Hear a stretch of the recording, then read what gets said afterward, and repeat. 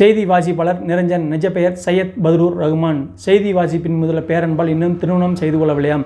சொந்தூர் உடுமலைப்பேட்டை. 36 வருடமாக செய்தி வாசிக்கிற நிரஞ்சன் செய்தி வாசிக்கிற ஆர்வம் வந்தது. செய்தி வாசிப்பாளர் பத்மநாதன் தான் ரோல் மாடலாம்.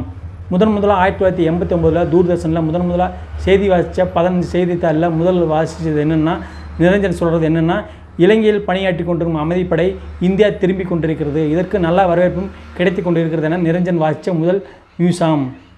1992 தான் தனியார் தொலைக்காட்சியெல்லாம் வர ஆரம்பிச்சது. 90களில் சினிமா நடிகர்களுக்கு இணையாக ஸ்டார் அந்தஸ்துடன் வலம் வந்தார் நிரஞ்சன்.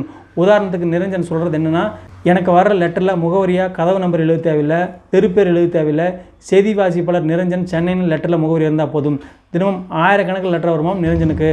36 வருடமாக நியூஸ் ரீடராக இருக்கிற நிரஞ்சன் பிஎஸ்சி பிசிக்ஸ் படிச்சுட்டு அப்புறமா மாஸ்டர் கம்யூனிகேஷனு செய்தி வாசிப்பாளர் தெருவில் 1000 பேரில் 3 பேரில் ஒருத்தராக செலக்ட் ஆனவர் தான் நிரஞ்சன். நியூஸ் ரீடர் ஆகிறதுக்கான திறமை, பிழையில்லாமல் வாசிப்பு திறனும் நிறைய படிக்கிற பழக்கம் வேணும்னு சொல்கிறார் நிரஞ்சன்.